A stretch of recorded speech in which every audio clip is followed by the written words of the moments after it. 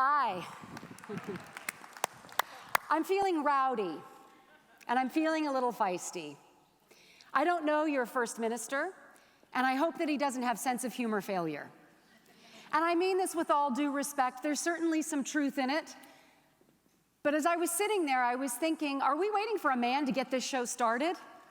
Because I think we've been doing that a long time.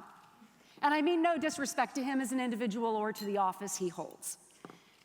But I also thought, because I have a flight this afternoon, I have the pleasure of going home to see some family in Scotland, and I thought, he sure ain't stealing any of my time. I got 20 minutes, and I'm going to use every damn one of it. I'm very grateful to the conference for having me. And I'm not entirely sure what I'm going to say. A lot has come to mind. There are certainly the themes that have been presented. Intimate partner violence is a mental health issue, an economic issue, a public safety issue, an economic issue. And the incredible role, as so amply demonstrated by Emma earlier today, that personal narrative has in demanding and catalyzing global change. Thank you, Emma, for sharing your story and for being here. And I know that your tag is Connect, Act. Connect, Act. Say it with me. Connect, Act. And I am that woman. I am that woman. But I want to start by telling you that I was that child, because that is where every woman starts. I am Xavier, and I am Arabelle. I am Emma's children.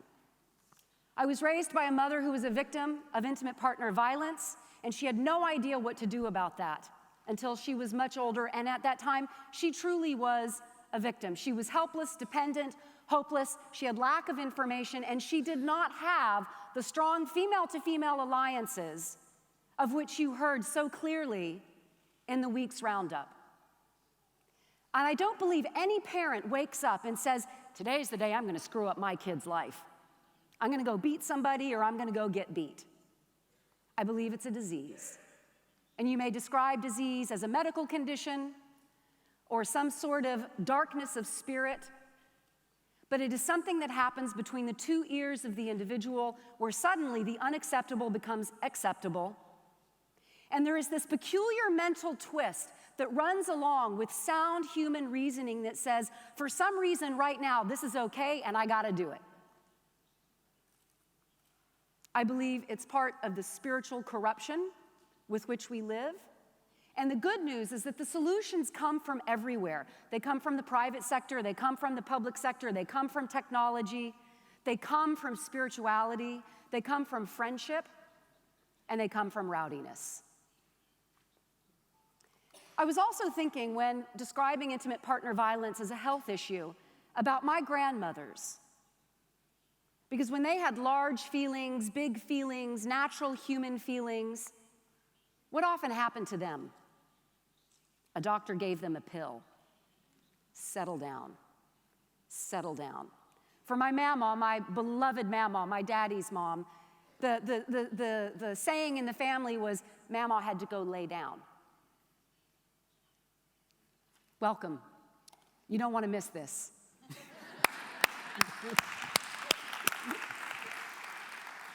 Thank you for taking the time to be with us today. And my Nana, when her son died, my beloved Uncle Brian, a tragedy that sliced our family in half, what happened to her? The doctor gave her a pill. Settle down. So it's no wonder that both of my parents had constraints and limitations on their information and their capacity to deal with what life brought them. Unexpected children when they were very young, the intense grief of my Uncle Brian dying, the death of a child devastates households. But here's the trick, and here is so much of what we're talking about at this conference. While those things were not their fault, and they too, in those situations, were powerless children, when we receive the education, we become responsible for treating ourselves. The moment I am given the education, I assume radical responsibility for taking control of making my own life better, something that Emma has done so beautifully. Yes, it is our community, our state or province, our nation, our global responsibility to create access to services. But once the individual knows those services are there, it is she who must take a stand for herself. So I started as that child. One of the times that so I also want to talk about vicarious traumas. And by the way, there's no such thing as a non-intervening bystander.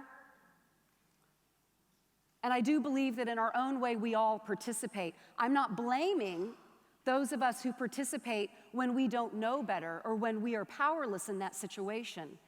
But it is important, I think, to look at all of us as players. Just like I'm so want to say, patriarchy is not boys and men. Patriarchy is a system in which we all participate, including me.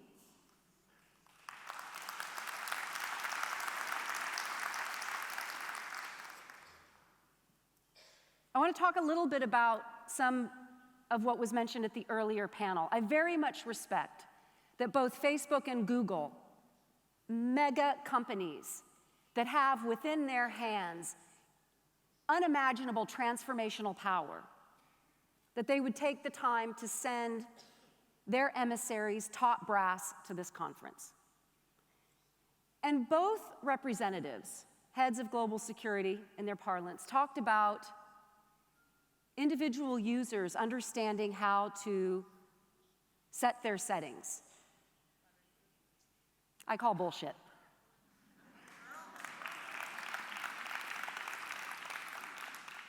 And I noticed a way in which I participated in that, and that's the beauty of visiting in the corridors, of exchanging email information, of attending other conferences.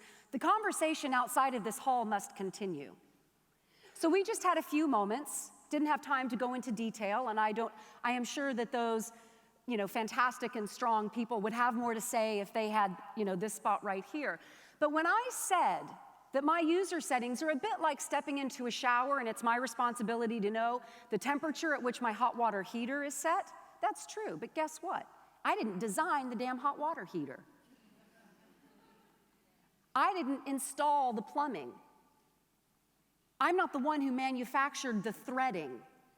I didn't put the pipes under the house.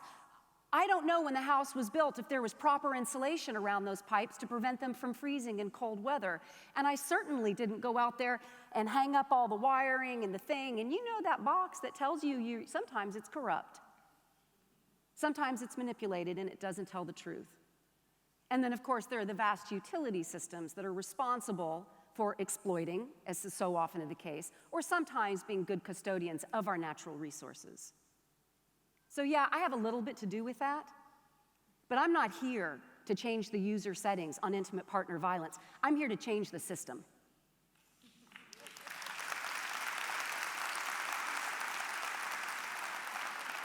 And sometimes it starts with something as simple as examining my own language.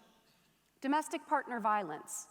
I prefer to say intimate partner violence, because intimate partner violence doesn't just happen in the brick and mortar setting of a home.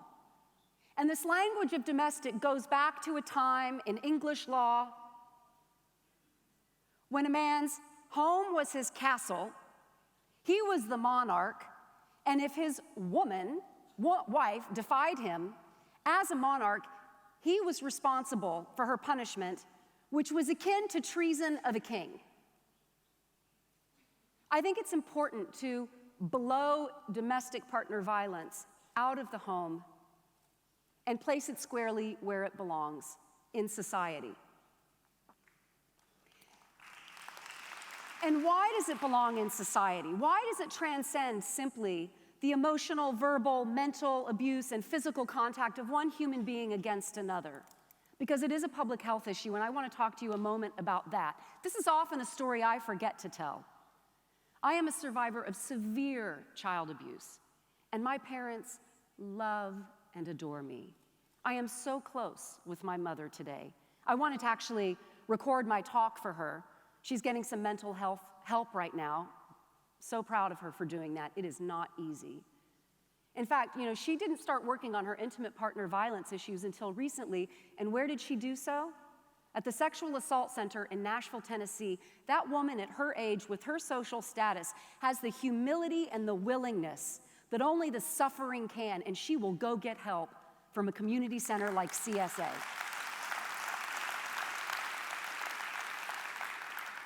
And so when I talk about the abuse with which I was raised, it is not a witch hunt. It is not to crucify my parents. Today, I believe the best they did with what they could, and sometimes they didn't have much and it wasn't very good. Reality. And my dad and I, we got a second chance. When I went to graduate school at the Kennedy School of Government at Harvard University, he cooked my breakfasts, he read my homework, he dropped me off at class, he rode my pink bicycle across campus when I wanted to leave at one place so I could hustle to the next. He did right by me. He attended my graduation. But there were vast swaths of time in my childhood when neither he nor anybody else could show up. And again, that's why it's a social issue. Institutional failure, educational failure, public health failure, community failure, justice failure. My aunt, when she was adopting, went to the judge and said, "Hey, could I take in my niece? Things aren't so great for her at home." And that judge said to her, "Lady, you don't stand a chance. She's got 2 living parents and 4 living grandparents." No one listened to the family members. She did not have voice and advocacy for a vulnerable child. When I did go to the doctor, I don't know how much I did. No nurse or doctor noticed that there might be something wrong with me. I was that puppet that you saw earlier. When the puppet was asked, "How do you feel?" and it shrank and it disappeared, I turned to the woman next to me and I said, "That's my childhood in an image." No schoolmate's family intervened. That's why I call them non-intervening bystanders, and I assure you they knew. Maybe not everybody, but Lisa Ciccatelli's family knew because my mother said to her, "Can Ashley come live with you for a year?" And when they said no, what did my mother do? Left me alone for a year. I lived alone in the 10th grade in Williamson County, Tennessee. Passed that house from time to time. No grown-up, no supervision, no idea where I got groceries or money. The person who was supposed to be looking after me was an 18-year-old boy, my sister's boyfriend, as if that's his job. So at the end of that school year, I moved myself to Kentucky thinking, well, this didn't go very well. I might want to find myself a better deal. And when I moved in with my dad, who loves me and had such good intentions and enrolled me in a private school, he left me alone for a year. Fayette County, Kentucky. And have we talked at this conference about the role that addiction plays in intimate partner violence and the traumatization of children? In his honesty with me, and I give him so much credit for this, he says that amongst other things, when I would go to bed at night in that apartment, he would go into his bedroom, push the furniture in front of the door, and stay up all night and drink and drug. And when he left that money in an envelope and left the state to go drink and drug some more, I was at that private school, and no teacher, no guidance counselor, no parent, no one in that community said, "Wow, we need to do something about this." And every night when I go to bed, I sleep pretty well.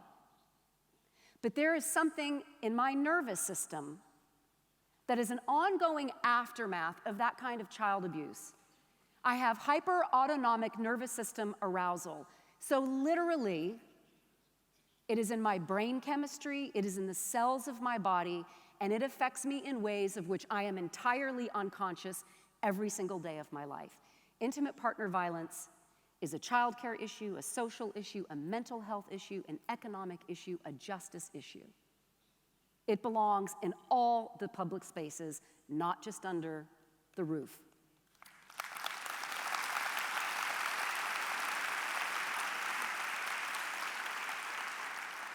And the vicarious trauma is a piece about which I'm so excited. And the way that brain imaging shows that those of us who witness violence in person or even experience it in a medium such as the internet have the same physiological response as those who experience it to their person. And when I had the enormous blessing of going to treatment for unresolved childhood grief. That was my diagnosis, folks. I didn't drink, I didn't drug, I didn't even shoplift. I didn't even have a sex addiction, right? Had no fun at all, as I kind of like to joke. I was just sick and tired of being sick and tired. So when I went to treatment for unresolved childhood grief, they said to me, it's tough to work with the vicarious trauma. It's slippery, it's elusive. There's not even something to push out of the body experientially. And where did my work start? It began with my awesome burden of grief of having watched my sister be abused. So many of the memories I'll never have, but by the grace of God and good therapy, I have experienced, and I believe, and I posit to you, we can heal those feelings and our own behaviors without needing to know what happened. That is the miracle of experiential therapy, family systems therapy, and this new dynamic of non-invasive brain strategies that help us change our brain chemistry. So one of my distinct memories is this guy threw her up the stairs, and I saw that in the slump, right? Her little body. And then once when my friend Gabrielle and I, as we should have, were drawing on the wall because it was Easter and my birthday, he came into the bedroom and hanged me out a window holding me by my ankles. And that's just what I remember. So when I showed up in treatment, what in that is my fault? Why do I have to go to treatment? Because other people were sick and suffering and shameless. Because I get to take radical responsibility for the quality and dignity of my life today. And with the help of strong female-to-female alliances, boys and men who share the sweetness of our humanity, who allow themselves to be recruited to the welfare of others by genuinely seeing them, by good organizations and hardworking people like you, I get to say, that shouldn't have happened. But so what? Now what? Now what? And that's a tough message, especially for the younger. Oh, your dad was an alcoholic, so you need to go to Al-Anon. Screw you, I want to cruise and smoke and have fun and, maybe study.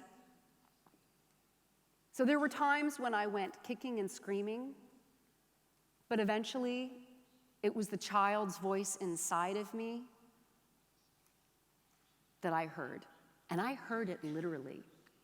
I was sitting in this little bed and breakfast, attending my sister's family week because I have so much respect for her. She was the first person in our family to get help. And I was going to be walking down to the treatment center, and I heard a voice say, I don't want to leave. And for perhaps the first time in my life, it wasn't the critic's voice, it wasn't the abuser's voice, and it wasn't many of the voices in my head. It came from way down here. And you know whose voice that was? It was Xavier's voice. It was Arabelle's voice.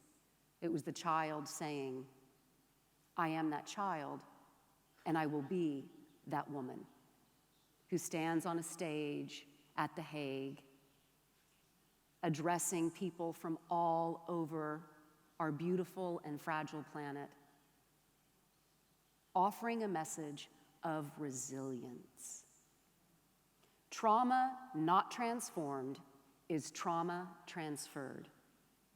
Trauma transformed by individual empowerment, which reaches us in many ways, is transformed into the essential building block of a sustainable peace.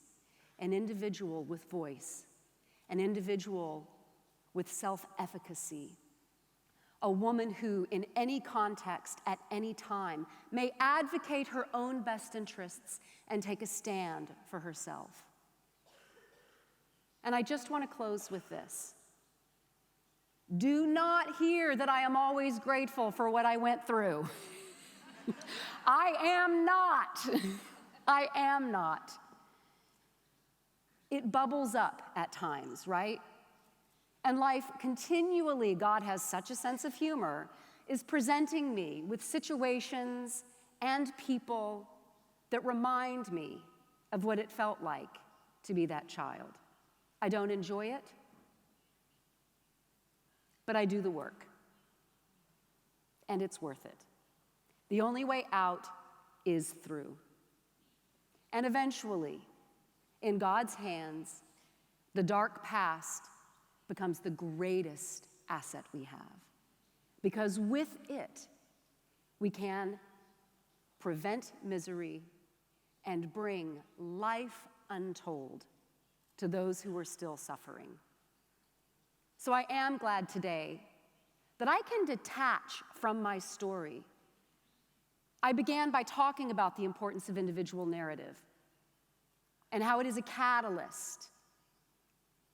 All of our programs need to be informed by voice, by the survivor's experience, because she is the expert. And yet there comes a time when my story is no longer my story. It is simply something that helps another human being. And I am so grateful that by the grace of God and the help of a lot of good people like you, today that is where I stand. I was that child, and today I am that woman. Thank you all so much.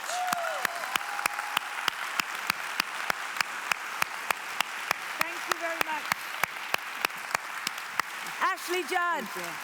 Thanks. Before you go, Ashley, I think we need to take the ultimate selfie with the audience in the background and make our hashtag trending today. Okay. So I think we should stand like this. Can we have some light in the room, please? I am an actress. I require much better lighting than this. Yes, give the woman some light. Oh, look, we look cute. You would just wait, Alde. This is not fair on me. Ah, come here, come here, come here.